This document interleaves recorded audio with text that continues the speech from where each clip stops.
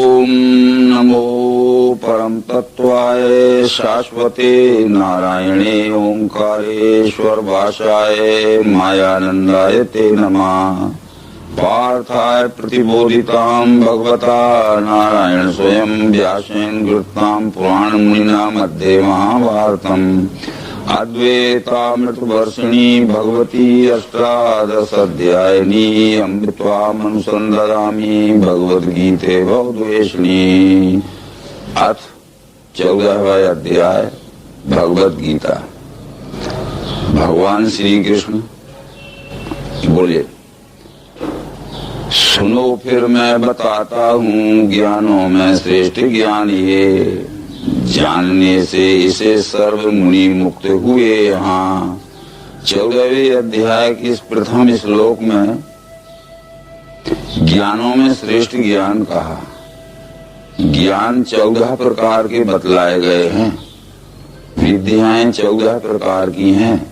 ब्रह्म ज्ञानम, रस ज्ञानम, वेदम, स्वधर्म तथा व्याकरणम, ज्योतिषम चैव धनुर्विद्या तथा मथा, जलोत्तारणकम न्यायः, कोकाश्चाश्रोण्य तथा नट विद्या, कृषि वैद्यम विद्या, एते चतुर्दशा। ये 14 विद्याओं में जो सर्वोत्तम विद्या है वो अध्यात्म विद्या नाम है। इसलिए ज्ञानों में श्रेष्ठ ज्ञान कहने का यही आशय था कि जो अन्य विद्याएं हैं उनसे हमारा कौटुंबिक, सामाजिक और सांसारिक काम ठीक चल सकता है, पर परमात्म दर्शन अनुभूति नहीं हो सकती है। ये अध्यात्म विद्या से, जिसका नाम परा विद्या है, अथ परायया तदक्षरमधिगम्यते, ये अध्यात्म विद्या से अक्षरम यानी अविनाशी, अधिगम्यते यानी अविनाशी परमात्मा की प्राप्ति होती है। भगवद गीता में ये परम सिद्धि शब्द 3 जगह आया है। 14वें अध्याय में कहा है, यस् ज्ञात्वा मुनिः सर्वे पराम सिद्धिमितो गता। इसी तरह भगवद गीता के अक्षर ब्रह्म योग नाम के 8वें अध्याय में आया है कि नाप्नुवन्ति महात्मानः संसिद्धिं परमां गता। इसी प्रकार 18वें अध्याय में आया है, अशक्त बुद्धि सर्वत्र जितात्मा विगत स्पृहा नैष्कर्म सिद्धिं परमां संन्यासेनाधिगच्छति। इस तरह सिद्धि भी 3 प्रकार की होती है, सिद्धि, संसिद्धि और परम सिद्धि। ये सिद्धि है परमात्मा की प्राप्ति, संसिद्धि है परमात्मा स्वरूप में स्थिति, और परम सिद्धि है परमात्मा स्वरूप में अचल स्थिति यानी आस्तिक अवस्था। तो इदम, इस ज्ञान के सहारे से जो मेरे भाव में मिले, जन्म मृत्यु नहीं पाते उत्पत्ति लय काल में, इस अध्यात्म विज्ञान के द्वारा विश्व रूप परमात्मा को जानकर जो परमात्मा भाव में तद्रूपता प्राप्त कर लेते हैं, वो सृष्टि के उत्पत्ति और लय काल में भी उनको उत्पत्ति और लय का यानी जन्म मृत्यु का भयावह दुख छूट जाता है। आशय था इसके पश्चात इस 14वें अध्याय का उद्देश्य प्रकृति के 3 गुणों का विषय समझाना है, परंतु ब्रह्म और प्रकृति को समझाते हुए संपूर्ण सृष्टि की रचना प्रकृति अपने 3 गुणों के माध्यम से करती है।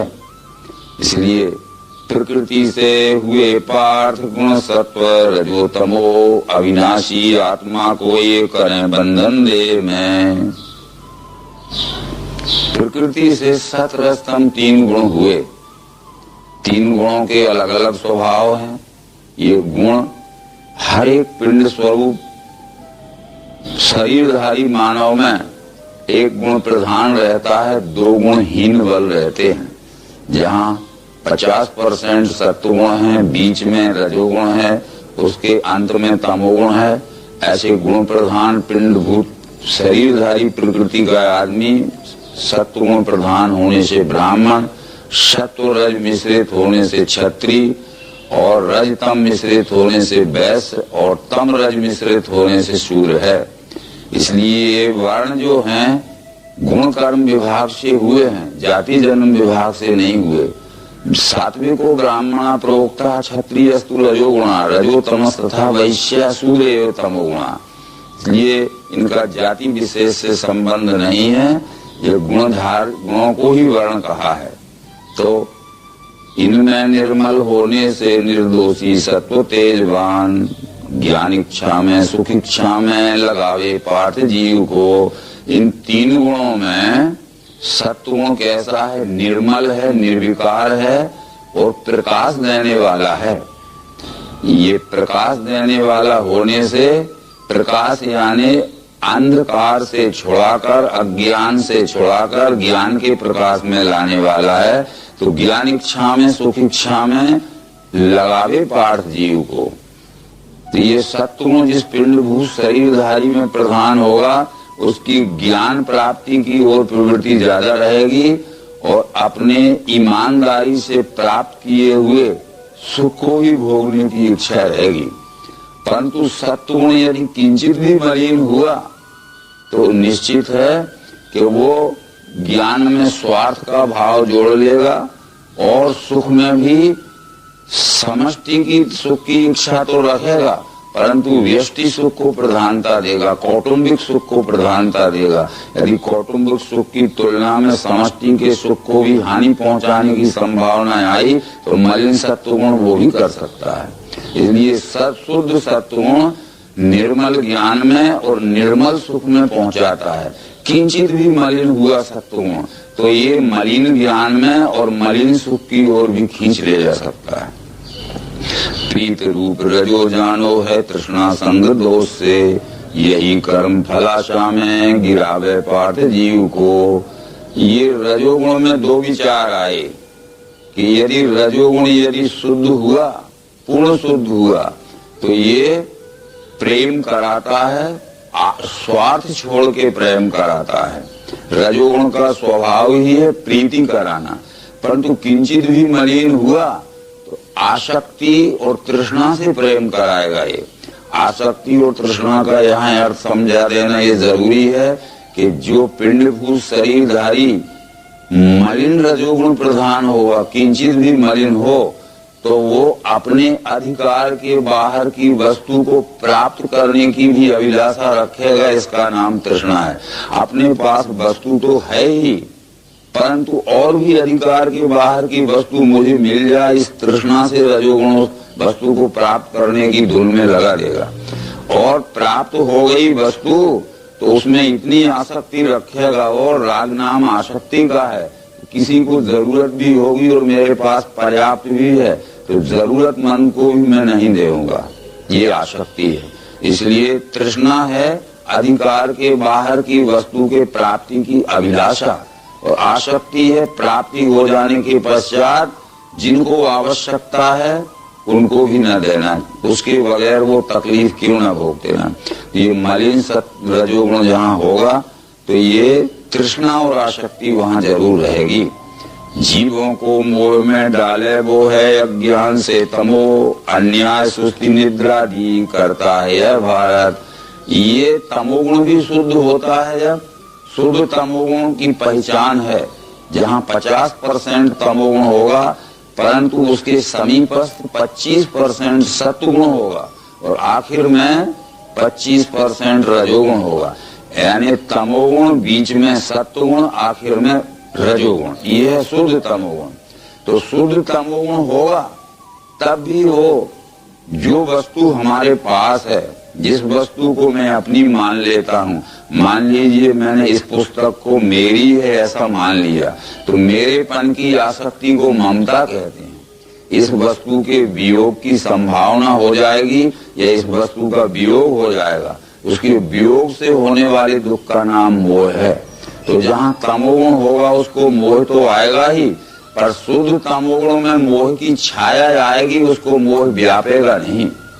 पर मलिन तमोगुण में मोह व्याप जाएगा और मोह के वशीभूत होकर वो अपने सदाचार से विचलित होकर अनेक प्रकार के अनर्थ भी कर सकता है, यानी अन्याय आदि में प्रवृत्त कर सकता है। इसलिए कहा जीवों को मोह में डाले वो है अन्याय से तमो, अन्याय सुस्ती निद्रा आदि करता है। अन्याय करता है सुस्ती, यानी किसी कार्य को करने में सुस्ती बतलाता है, और निद्रा यानी नींद ज्यादा लेना चाहता है, सोना जाना ज्यादा चाहता है।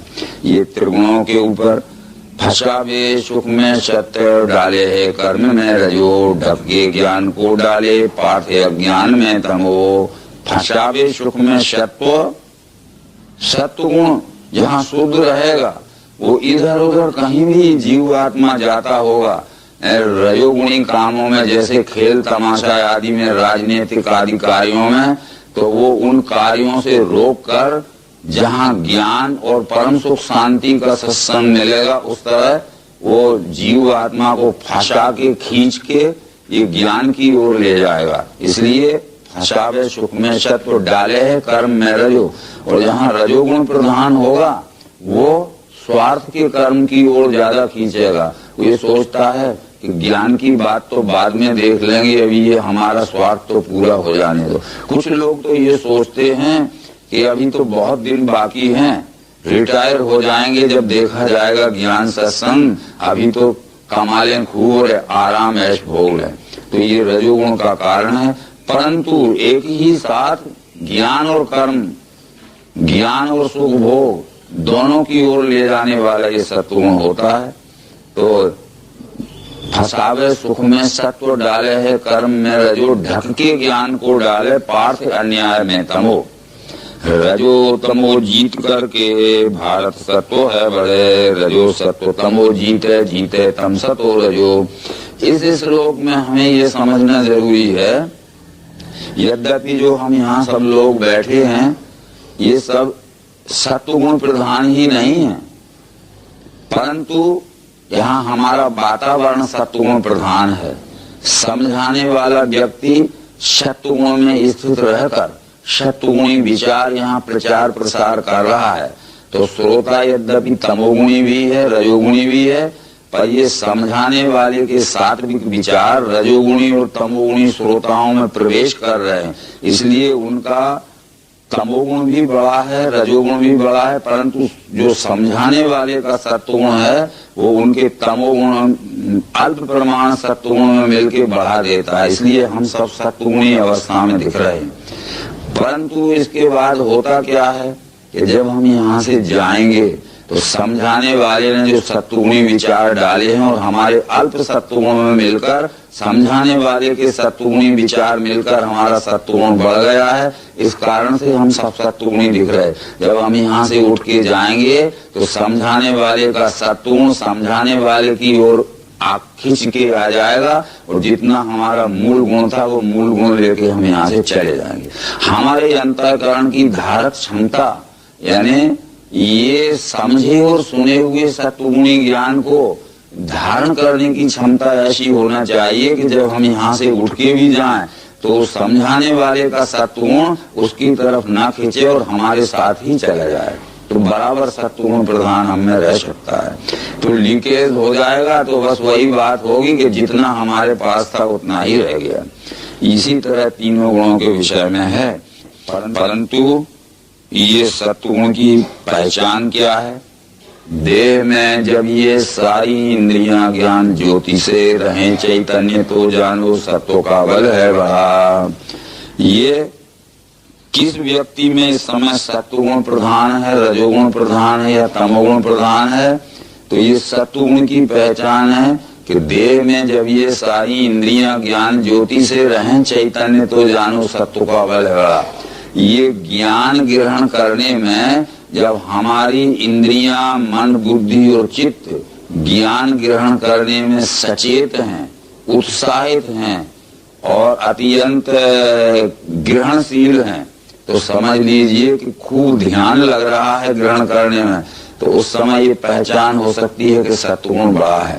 परंतु सत्वगुण के विचार समझाते हुए कुछ व्यक्तियों की ओर हम देखते हैं तो इधर उधर नजर घुमा के देखते हैं और ठीक से समझने की ओर अपना चित्त का ध्यान नहीं देते, या कुछ लोग आलस में नींद लेते हैं आंख मूंद के बैठ जाते हैं। तो उस समय ये समझना चाहिए कि उनकी ज्ञान इंद्रियां ज्ञान ग्रहण करने में उत्साहित नहीं है चैतन्य नहीं है ग्रहणशील नहीं है, क्योंकि तमोगुण वहां बढ़ा हुआ है। तो ये देह में जब ये सारी इंद्रियां ज्ञान ज्योति से रहें चैतन्य तो जानो सत्व का बल है बड़ा। लोभ में वृत्ति प्रारंभ कर्म का मन घूमना वासना रज वृद्धि के चिन्ह है भरतर साहब। ये 3 लक्षण इसमें बतलाए गए हैं कि लोभ तो मन में रख लिया, लोभ में वृत्ति प्रारंभ कर्म का, पहले मन में ये लोभ रख लिया कि इस काम को शुरू करेंगे तो इतना लाभ हो जाएगा, फिर उस काम को शुरू किया गया और काम तो शुरू करते रहे हैं, आगामी लोभ की भावना और हम सोचते जा रहे हैं। इस तरह से मन घूमता ही जा रहा है, मन स्थिर नहीं रहता, अशम यानी स्थिर अवस्था में नहीं रहता है, मन चंचल रहता है और लोभ को धारण करके करता है। अप्रकाश्य प्रवृत्तिश्च प्रमादो मोहे विचात्रमस्येतानि जायन्ते विवृद्धे कुरुनन्दन। विवेक नाश आलस्य मोह अन्याय चिन्ह ये होते हैं तम वृद्धि में जानना कुरुनन्दन। विवेक नाश आलस्य मोह और अन्याय। आलस्य कहते हैं सुस्ती आना, निद्रा कहते हैं नींद लग जाना, विवेक नाश कहते हैं जाग भी रहे हैं तो ठीक से समझाए हुए विषय को न समझना या ग्रहण न कर पाना। ये जहाँ तमोगुण बड़ा होगा ये 3 बातें उसमें दिखेंगी। जब सत्व बढ़े देही जाता है देह छोड़ के, तब जावे विद्वानों के निर्मल ब्रह्म लोक में। जिस व्यक्ति में देह त्याग करते समय सत्वगुण बढ़ गया होगा और देह त्याग होगा, तब वो उसका भविष्य का जन्म भी ऐसे समाज में होगा जहाँ के उसको सत्वगुणी वातावरण मिले, अथवा प्रसंगवशात प्रारब्धवश ऐसे स्थान में भी जन्म होगा तो ही वो सत्वगुणी सत्संग को खोज लेगा, चाहे कितनी ही दूर उसको सत्संग मिले। जैसे हम सब लोग आपस में कितनी दूर दूर के हैं, परंतु देह त्यागते समय हमारा सबका सत्वगुण प्रधान रहा होगा, इसलिए हमने सात्विक लोग खोज लिया, सात्विक समाज खोज ली, सात्विक सत्संग खोज लिया, दूर दूर के होते भी। तो इस तरह से ये रजोगुण जब बढ़ता है तो ये कर्मकांडी लोक में जाता है, स्वार्थी लोक में जाता है, जहाँ अनेक प्रकार की पूजा पाठ उपवास व्रत अनेक प्रकार के मंत्र पुरस्चरण आदि अनुष्ठान आदि करके अनेक लोगों के इंद्र लोक का, विष्णु लोक का, रुद्र लोक का सुख प्राप्त करना चाहता है। ये रजोगुण की प्रधानता में जन्म त्यागता है तो कर्म कांडी है और तम में जावे पाता है मूल योनि सो। देह त्यागते समय यदि तमोगुण बढ़ा होवे तो विवेक नाश आलस्य मोह अन्याय आदि जिस समय रहते हैं वो तमोगुण की वृद्धि से पहचाने जाते हैं। तो ऐसे मनुष्य का भावी जन्म, भविष्य का जन्म मूढ़ योनि यानी मूर्ख मनुष्यों में ही पैदा होता है, अथवा पशु योनि आदि में भी उसका जन्म हो सकता है। सत्व ऊर्ध्व गचन जावे सतो गुणी ऊंचा, बीच में राजसी रहे, अल्प बुद्धि गुणों में वो नीचे को तामसी गिरे। सत्व गुणी ऊंचे जाता है, ऊर्ध्व गच्छन्ति सत्वस्था। तो लोगों ने भाष्यकारताओं ने यह अनर्थ कर लिया कि सतोगुणी ऊंचे जाता है, यानी ऊंचे 7वां आसमान पर देवलोक में चला जाता है। पर ऊंचे का अर्थ यह नहीं है। यदि शुद्ध गुण में मनुष्य कर्म करता है, ईमानदारी से सेवा में कर्म करता है, जैसा पुलिस का कांस्टेबल है, अगर अपने शुद्ध गुण से ईमानदारी से सर्विस करेगा तो जरूर ऊंचा हो जाएगा, यानी हेड कांस्टेबल हो जाएगा। उसने भी ईमानदारी से अपने गुण की सेवा की तो हेड कांस्टेबल अवश्य सब इंस्पेक्टर हो जाएगा, सर्किल हो जाएगा। ऊंचे जाना यानी प्रमोशन होना है, ना कि 7वें आसमान पर बैठ जाना देवलोक की। ये निरी कल्पना है। भागवत ग्रंथ में 9वें अध्याय में श्री कृष्ण ने अपने मित्र उद्धव को समझाया है कि जैसे अबोध बालक को, अज्ञानी बच्चे को कड़वी दवाई खिलाने के लिए मिठाई का लोभ दिया जाता है, ऐसे ही मूर्खों को कर्म में रुचि उत्पन्न कराने के लिए स्वर्ग का लोभ बताया जाता है। स्वर्ग फल की सत्यता में नहीं है। कर्मों में रुचि उत्पन्न करने के लिए स्वर्ग केवल कथन मात्र प्रलोभन है। ये कृष्ण ने उद्धव से कहा। तो ये बात अपन को भी समझना चाहिए। आज वही सतोगुणी ऊंचा जाता है, तमोगुणी यदि शुद्ध कर्म करेगा तो ऊंचा जाएगा, नहीं रजोगुण में चला जाएगा। रजोगुणी यदि ईमानदारी से सेवा करेगा तो सत्वगुण में जाएगा। सत्वगुणी यदि हमारे अपने स्वकर्म को सदाचार के साथ पालन करेगा तो त्रिगुणातीत हो जाएगा, यानी अवतार पद में। जो नर कछु करनी करे तो नारायण हो। सत फल है पुण्य कर्मों का शुद्ध और सतोगुणी। वैसे दुख का लाभ अज्ञानतम से मिले। अनेक जन्म पुण्य कर्म जब मनुष्य करता है, पुण्य कहते हैं जन सेवा ईमानदारी से करना, निष्काम भाव से प्राणी मात्र को यथोचित सुख शांति पहुंचाने के प्रयत्न करना। ये पुण्य कर्मों के परिणाम स्वरूप इस जीवात्मा को सत्वगुण प्रधान अवस्था में जन्म होता है। तो फल है पुण्य कर्मों का शुद्ध और सतोगुणी। और रज से दुख का लाभ, ये अनेक विषय भोगों को, अनेक इहलोक और परलोक के सुखों को समेटने के लिए जो रजोगुणी कर्म करता है उसका परिणाम दुख ही भोगना होता है उसको। अज्ञान तम से मिले और तमोगुण की वृत्ति में रहने से अज्ञानी ही जन्म जन्मांतरों तक पैदा होगा। सत्व से ज्ञान होता है, रज से लाभ लोभ का, तम से मोह अन्याय और अज्ञान ही मिले। जब पुण्य कर्मों के परिणाम स्वरूप इस जीवात्मा का सत्वगुण प्रधान अवस्था में जन्म होता है, तो जिसका सत्वगुण प्रधान अवस्था में जन्म हो गया तो सत्वात् संजायते ज्ञानम, उसको परमात्मा दर्शन ज्ञान जल्दी ग्रहण हो सकता है। क्योंकि सत्वात् संजायते ज्ञानम, ज्ञान कहते हैं परमात्मा दर्शन कराने वाले बोध को। क्योंकि वेद मंत्र में इस बात को कहा गया है कि देवो देवालया प्रोक्ता सजीव केवल शिवा त्यजेद ज्ञान निर्माल्यम सोहम भावेन पूजेत अभेद दर्शनम ज्ञानम ध्यानम निर्विषयम मना। यानी ये परमात्मा के अंश जीवात्मा के रहने का यह देह देवालय है। तो ये जीवात्मा के अंशी परमपिता परमात्मा के रहने का देवालय, यह विराट विश्व ही देवालय है। अपने अपने देवालय में सब रहते हैं, पर ये पिंड ब्रह्मांड के ये द्वैत भ्रम के ज्ञान को मिटाना ही परमात्मा दर्शन ज्ञान ही ज्ञान है। अभेद दर्शनम ज्ञानम, जो हमें भेद दिख रहा है जीव ब्रह्म में, जो द्वैत दिख रहा है जीव ब्रह्म में, द्वैत में या भेद में अभेद का दर्शन कराने वाले बोध का नाम ही ज्ञान है। अभेद दर्शनम ज्ञानम। और जब अभेद दर्शन हो जाता है तो कभी न भूलना ध्यान है। तो जब कभी भूलते ही नहीं है कि मेरे से सब परमात्मा ही है, तो कर्म में कभी भी कुटिलता नहीं आ सकती, कम त्रुटि नहीं आ सकती। इसलिए ये तीनों बातें इसमें बतलाई गई। आगे कृष्ण जी ये कहते हैं कि गुण है कर्म के कर्ता, दृष्टा ये जब है लखे, मैं गुणों से परे हूँगा जाने वो मुझ में मिले। ये तीन गुण ही सब कर्म कर रहे हैं। जीव आत्मा जब ज्ञान विज्ञान प्राप्त करके इन तीनों गुणों का साक्षी हो जाता है तो मैं गुणों से परे हूँगा, मैं गुणों का चालक बनूंगा, गुण मेरे चालक नहीं बन सकते हैं। तो ऐसा मनुष्य वो मेरे में मिल जाता है जो गुणों को अपने अधीन में रखता है। तो ये देही देह से पैदा गुणों को तीन त्याग के, जन्म मृत्यु बुढ़ापे से छूट के ब्रह्म में मिले। ये देही कहते हैं जीवात्मा को।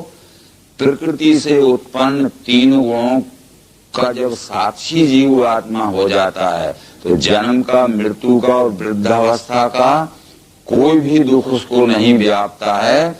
ये तो स्वाभाविक परिवर्तन सब हो रहा है और स्वाभाविक परिवर्तन बिल्कुल सत्य है, उसमें किसी तरह भी हम टाल नहीं सकते हैं। जैसे मनुष्य चाहे कि मैं हमेशा जवान रहूं, वृद्ध न हूं, तो उसके बस की बात नहीं है। युवा अवस्था आना भी स्वाभाविक है, युवा अवस्था का परिवर्तन होना, वृद्ध अवस्था आना भी स्वाभाविक है। तो न जवानी का और न बुढ़ापे का सुख दुख उसे नहीं व्यापता है, जबकि वो जीवात्मा प्रकृति से उत्पन्न सतरजतम तीनों गुणों का साक्षी हो जाता है, तो ये उत्पत्ति स्थिति लय परिवर्तन होना ये प्रकृति के गुणों की स्वाभाविक लीला है, उसमें कोई भी हस्तक्षेप नहीं किया जा सकता। साक्षी भाव से वो इन दुखों की व्यापकता से छूट जाता है। इसको सुन के अर्जुन पूछता है कि प्रभु तीनों गुणों के ये परे है पहचान, क्या आचार उसके क्या हैं कैसे गुण त्यागे कहो। इसमें दो बातें अर्जुन ने पूछी कि तीनों गुणों के परे है पहचान क्या है, जो त्रिगुणातीत हो गया है उसकी पहचान क्या है, पहले तो ये बतलाइए। दूसरी बात अर्जुन ये पूछता है कि वो उसका आचरण कैसा रहता है, ये बतलाइए। यदि वो बैठा होगा कुछ आचरण नहीं कर रहा होगा तो त्रिगुणातीत की पहचान कैसे की जा सकती है, और फिर वो आचरण भी कर रहा है तो हम कैसे जाने कि ये त्रिगुणातीत पुरुष है। तब श्री कृष्ण ने जो उत्तर दिया वो उत्तर भी बहुत समझने लायक है। ज्ञान अवस्था क्रिया अवस्था पार्थ ज्ञान की स्थिति प्राप्त हो में चली जावे त्याग इच्छा करे नहीं, ये त्रिगुणातीत पुरुष के लक्षण भी कृष्ण ने बतला दिए। यदि ज्ञान का मौका आता है तो सब प्रकार के कितने ही विघ्न बाधाएं उसके सामने आ जाएं, विघ्न बाधाओं को बाजू में रख के ज्ञान को प्रधानता देता है। जैसे कृष्ण ने कहा कि मेरी ओर देख युद्ध का भीषण मौका उपस्थित है, परंतु इस समय में तुझे युद्ध की परवाह न करके ज्ञान दे रहा हूँ। ये ज्ञान अवस्था। क्रिया अवस्था का मतलब है लोक कल्याण के लिए और किसी लोभ का व्यापार करना पड़े तो वो त्रिगुणातीत मनुष्य लोक कल्याण के लिए प्रवृत्त भी होता है लोभ के कर्म में। और फिर पार्थ अज्ञान की स्थिति, लोग भले ही उसको कहें कि अज्ञान है, अगर लोक हित के लिए युद्ध करना मारना काटना भी पड़े तो उसके लिए भी वो तैयार रहता है, जैसे कि मैं भी तैयार बैठा हूँ। तो ये त्रिगुणातीत युद्ध करके मारता काटता भी है, त्रिगुणातीत लोक कल्याण प्राणी मात्र के हित के लिए लोभ के काम भी करता है, और त्रिगुणातीत प्राणी मात्र को यानी मनुष्य मात्र को अज्ञान के अविवेक से छुड़ाकर ज्ञान विज्ञान के यथार्थ प्रकाश में लाने के लिए ज्ञान के उपदेश भी करता है। ये लक्षण श्री रामचंद्र जी में और श्री कृष्ण में स्वयं थे। वो ज्ञान विज्ञान का उपदेश भी कर रहे थे, उन्होंने राज्य भी किया और बड़े बड़े युद्ध भी किए। तो ये त्रिगुणातीत के लक्षण हैं और ये त्रिगुणातीत का आचरण है, ये कृष्ण जी ने कह दिया। उदार है जैसे उदासीन गुणों में बीजता नहीं, कर्मों के गुण करता है जान के शांति वो रहे जैसे उदासीन। उदासीन शब्द वर्तमान के समय में जो समझाया जाता है उसका अनर्थ ही किया जाता है। उदासीन कहते हैं लोगों को जो घर द्वार समस्याओं से तटस्थ हो गया है, परंतु उत का अर्थ है ऊपर, आसीन का अर्थ है बैठना, जो सुख दुख मान अपमान निंदा स्तुति आदि के साक्षी हो चुका है, तटस्थ या निरपेक्ष हो गया है, वो गुणों में कभी नहीं बच सकता है। कर्मों के गुण करता है जान के शांति हो रहा है। ये तो गुण ही सब कर्मों के करता है और मैं गुणों से परे हूँगा, मैं गुणों से काम लेने वाला हूँ, मैं जैसा चाहूंगा वैसे गुण से काम कराऊंगा। इस तरह से वो हर अवस्था के आते हुए भी शांत रहता है। शम सुख दुख स्वस्थ सोना मट्टी समान, ये तुल्य निंदा स्तुति धीर तुल्य माने बुरा भला। अब अभेद भाव से मेरी जो सेवा प्रेम से करे जीत ले वे गुणों को मिलता है ब्रह्म भाव से। अभेद माम चायु अविचारण भक्ति योगे सेवते, यानी अभेद या अनन्य भाव से, द्वैत भाव से नहीं तो अद्वैत भाव से यथोचित सेवा जो विश्व रूप की करता है वो गुणों के जय किए हुए पुरुष के लक्षण हैं, वो मिलता है ब्रह्म भाव में। अंतिम श्लोक 27वां, अविनाशी निर्विकार ब्रह्म का सद्धर्म का अखंड सुख का स्थान मैं ही हूँ जा। जिसका नाम अविनाशी है, जिसका नाम नित्य है, जो जिसका नाम अखंड सुख है,